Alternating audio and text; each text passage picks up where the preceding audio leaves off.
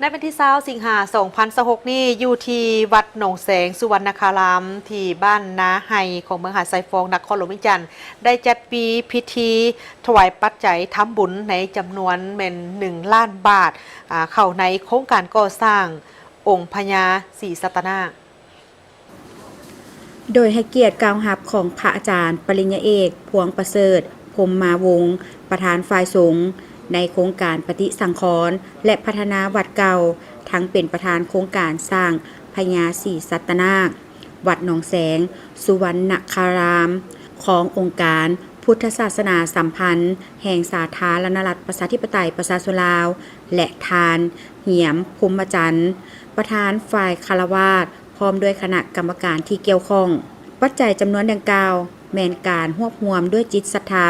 อันบริสุทธิ์ของครอบครัวผู้ใจบุญที่บ่ประสงค์ออกนามโดยความเลื่อมใสศรัทธาอย่างแห่งกล้าต่อองค์พญานาคโครงการก่อสร้างพญาศรีสัตนาคแม่นดำเนินภายใต้การชี้นำขององค์การพุทธศาสนาสัมพันธ์แห่งสาธารณรัฐประชาธิปไตยประชาชนลาว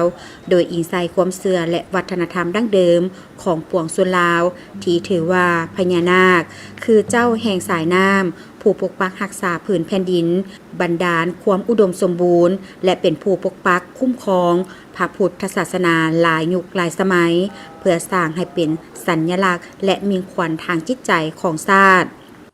จุดนี้ที่จริงก็เป็นวัดเก่ามันบ่ทันมีอย่างเราตะกี้เป็นวัดเก่าแล้วมันอยู่กับศูนย์ดาวเทียมนี้ของวัดแม่นแหละวัดนาไฮเมืองหาดทรายฟองพวกเฮานี่แหละอยู่ทางเกี่ยมของนี่นั่นน่ะติดกับแคมของอีกแม่นติดของเพราะว่านี่นาคนี้พวกเฮาตั้งขึ้นแล้วมันเข้าขัวมิตรภาพจะเห็นเลยเพราะมันสูงนี่นับทั้งพื้นเพราะมันจะเป็น25 เมตรคณะกรรมการพวกเฮานอกจากคณะกรรมการใหญ่ขององค์การพุทธศาสนาสัมพันธ์ทั้งองค์การองค์ประธานเป็นผู้ตั้งแล้วเพราะเฮาก็มีคณะกรรมการระดมทุนซึ่งประกอบส่วนของตั้งหน้าคณะกรรมการศูนย์กลางแนวพวกเฮาอยู่ต่างประเทศ